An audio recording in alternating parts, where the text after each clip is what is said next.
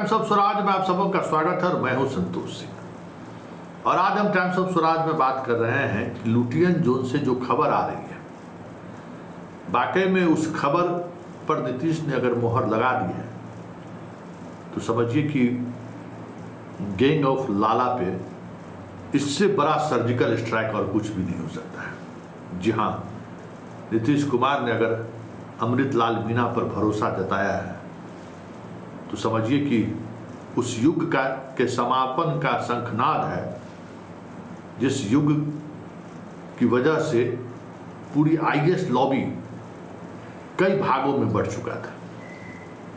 लगातार तरह तरह की खबरें आ रही थी कि ईडी ने फलाने से पूछताछ किया, ईडी ने इनसे पूछताछ किया। मतलब ऐसा लग रहा था कि मुख्यमंत्री के आवास पूरी तौर पर एक लॉबी से घिर चुका है। और याद होगा कि जिस दौर में हम ये खबर चलाए थे कि एक सीनियर आईएएस अधिकारी के पूर्व आईएएस अधिकारी के पुत्र को ईडी ने नोटिस जारी किया है, दीपक कुमार की मैंने बात की थी, चंद दिनों बाद ही सरकार बदल गई थी। आरजेडी छोड़कर सरकार बीजेपी के साथ आ गई थी। हालांकि उस ईडी के नोटिस का कितना असर था ये तो जब इतिहास लिखाएगा तो चीज़ें आएंगी सामने। लेकिन उस दौर से ही ये समझ में आ रहा था कि नीतीश कुमार कुछ अधिकारियों की वजह से दबाव में तो हैं, लेकिन उस दबाव से बाहर निकलने के लिए नीतीश कुमार उपयुक्त समय का इंतजार जरूर कर रहे होंगे, ऐसा मेरा मानना था। और हाल के दिनों में मुख्यमंत्री आवास में जिस तरीके से चंद्रशेखर गए, हालांकि चंद्रशेखर को फिर एक रणनीति के तहत पटना डीएम बना दिया गया, लेकिन पटना डीएम भी कहीं न कहीं मुख्यमंत्री के भरोसे का पद है। फिर कुमार रवि गए तो मुख्यमंत्री आवास का वो जो एक लॉबी का जो एक प्रभाव था, उस प्रभाव से थोड़ा दूर होता दिखने लगा था कि अब मुख्यमंत्री आवास उस लॉबी के प्रभाव को नियंत्रित करने में लगा हुआ है। क्योंकि देखिए, इस लॉबी को सीधे तौर पर हिट करना हमें लगता है कि कहीं कहीं सरकार के लिए परेशानी तो है। नहीं तो नीतीश कुमार इस तरीके से ज़्यादा दिनों तक किसी अधिकारी को झेले नहीं है। लेकिन क्योंकि बदनामी भी हो रही थी ना, लगातार खबर आ रही थी कि भाई ईडी पूछताछ के लिए बुलाया, ईडी नोटिस जारी किया है, बिहार के अधिकांश जो काम चल रहा है, राजगीर में खेल आज विश्वविद्यालय का उद्घाटन हुआ, कहते हैं कि यहाँ भी जो इवेंट का काम है उस इवेंट के पीछे दीपक कुमार के बेटे हैं। इस तरीके का गॉसिप चलता है। गया में जो बिजली विभाग का काम चल रहा है, उस पूरे गया के मेंटेनेंस का काम दीपक कुमार के बेटे को है। सच्चाई क्या है मुझे नहीं पता, लेकिन ये गॉसिप पूरा लुटियन जोन में चलता है पूरे दिन कि किस तरीके से दीपक कुमार का बेटा पूरे बिहार के ठेकेदारी को प्रभावित करता है। तरह तरह की चीज़ें चलती हैं। ऐसा थोड़ी है कि ये जो गॉसिप चल रहा है वो गॉसिप सिर्फ हम ही लोगों तक पहुंच रहा होगा, नीतीश कुमार तक भी पहुंचा होगा। और हाल के दिनों में जो नालंदा पार्टी है, जिस तरीके से दीपक कुमार को लेकर एग्रेसिव हो गया, प्रत्यय अमृत को लेकर एग्रेसिव हो गया, तरह तरह की चीज़ें आनी शुरू हो गई, सोशल मीडिया पर डायरेक्ट नाम के साथ खबरें आनी शुरू हो गई थी। तो ये सारी चीज़ें कहीं न कहीं दिखा जरूर रहा था कि कुछ न कुछ चीज़ें हैं जिस वजह से मुख्यमंत्री असहज हैं, लेकिन इस स्थिति में भी नहीं है कि किसी पर कोई कार्रवाई कर सके, लेकिन कंट्रोल करे। ये चीज़ें दिख रहे थे कि इस लॉबी को कंट्रोल करने की कोशिश जरूर नीतीश कर रहे हैं। तो अमृतलाल मीणा अगर चीफ सेक्रेटरी के रूप में आते हैं तो ये तय मानिए कि ये लॉबी सिर्फ कंट्रोल में ही नहीं आएगा। इस लॉबी के लोग बिहार से बाहर चले जाएं, केंद्रीय डिप्यूटेशन में चले जाएं तो वो भी कोई बड़ी बात नहीं होगी। क्योंकि अमृतलाल मीणा को जहाँ तक मैं जानता हूँ, भवन निर्माण के प्रधान सचिव के रूप में और पथ निर्माण विभाग के प्रधान सचिव के रूप में, क्योंकि मैं दोनों डिपार्टमेंट का बीट संभालता था, वहाँ की खबरों पर हमें खास नज़र रहती थी। तो उस दौरान जिस तरीके से ये जो गैंग है, उस गैंग से प्रताड़ित रहते थे अमृतलाल मीणा, लगातार जिस तरीके से तनाव में रहते थे इस गैंग की वजह से, क्योंकि भवन निर्माण विभाग और पथ निर्माण विभाग भी कहीं न कहीं इस लॉबी का नेटवर्क था। उस नेटवर्क से वो जितना परेशान रहते थे, हमें याद है कि जब उन्हें भारत सरकार में डिप्टेशन हुआ, भारत सरकार में वो जा रहे थे, तो मुख्यमंत्री जिस दिन लास्ट डेट था उस दिन अमृतलाल मीणा 3 घंटे तक सीएम आवास पर बैठे हुए थे कि किसी तरीके से सीएम दस्तखत कर दे, और वहाँ भी बड़ी ज़बरदस्त खेल हुआ था। लेकिन मानना पड़ा, सीएम ने इन्हें अनुमति दे दी जाने को ले। और अभी कोल विभाग के सेक्रेटरी है, कोई कोल विभाग का सेक्रेटरी का पद छोड़कर बिहार का मुख्य सचिव बनने आ रहा है, तो ये भी बहुत बड़ी बात है।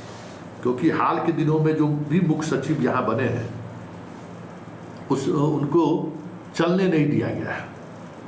अमित सुहानी तो एक अंतिम समय में तो इतना ज़्यादा खिन्न हो गए कि एक मसले पर तो सामान्य प्रशासन विभाग के प्रधान सचिव से उन्होंने बहुत ही उत्तेजना में बात कर दी, जबकि अमित सुहानी का वो चरित्र नहीं रहा है, हमेशा प्यार में बोलते हैं। बिना उनके जानकारी का एक नोटिफिकेशन जारी हो गया था, और उस बात को लेकर काफ़ी नाराज थे अमित सुहानी।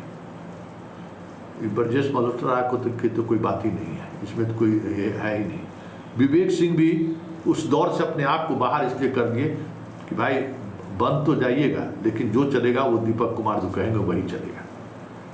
तो वो दौर लोगों ने देखा है कि भाई चीफ सेक्रेटरी मतलब सीएम के प्रधान सचिव के ओएसडी, कुछ इसी तरीके का व्यवहार होता था। लेकिन अमृतलाल मीणा वापसी हो रही है, मतलब साफ समझिए कि दीपक कुमार का बहुत कुछ अब चलने वाला नहीं है।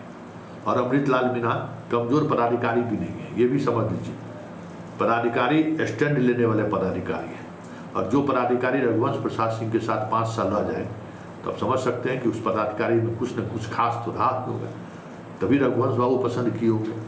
तो उस तौर पर भी ये व्यक्ति मजबूत है, कलम में भी मजबूत है।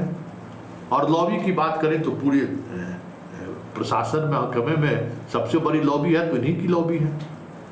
अगर ये उसी को के आधार पर अगर गोलबंदी शुरू कर दे तो बड़े बड़े लॉबी वाले भाग खड़े होंगे।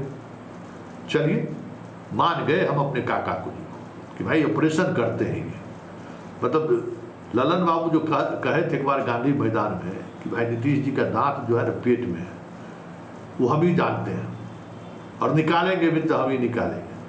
वो उनका बरबोलापन हो सकता है, लेकिन भाई कुछ न कुछ चीज़ें हैं कि इस स्थिति में भी, मना स्थिति में भी जब लोग कह रहे हैं कि बीमार हैं, उस तरीके से डिलीवर्ड नहीं कर रहे हैं चीज़ों को, फिर भी अगर इस तरीके का फैसला वो ले रहे हैं तो तय समझिए कि आने वाले समय में बिहार में खेला होवे। एक नीचे से लेकर ऊपर तक जो एक नेटवर्क, एक खास लॉबी के द्वारा जो बना लिया गया था, उस नेटवर्क का वो ध्वस्त ही नहीं होगा। उस नेटवर्क के जितने कारिंदे हैं उन्हें चुन चुन कर उनका हिसाब चुकता करना होगा, ये भी समझ लीजिए, ये भी होगा। क्योंकि इस वजह से मुख्यमंत्री खुद कहीं न कहीं असहज महसूस कर रहे हैं, और उन्हीं के असहजता का मतलब आप समझ सकते हैं कि इनका आना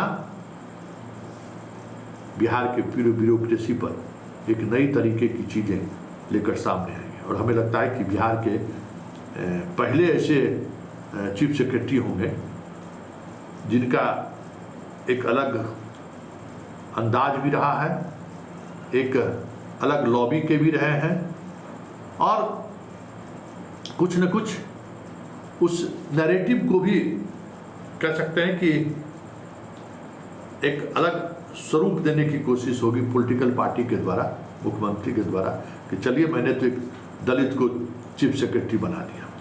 क्योंकि आजकल हिसाब किताब हो रहा है ना, राहुल गांधी बोलते हैं कि भाई दलितों को देखिए कितने दलित अधिकारी सेक्रेटरी लेवल पर हैं। तो केंद्र में भी रेलवे में मोदी जी बनाए हैं एक दलित को सबसे ऊपर वाले पद पर, तो चलिए बिहार में भी एक दलित चीफ सेक्रेटरी हो जाएंगे, तो वो नैरेटिव भी सेट होगा जिस नैरेटिव को लेकर सियासत इन दिन हो रही है।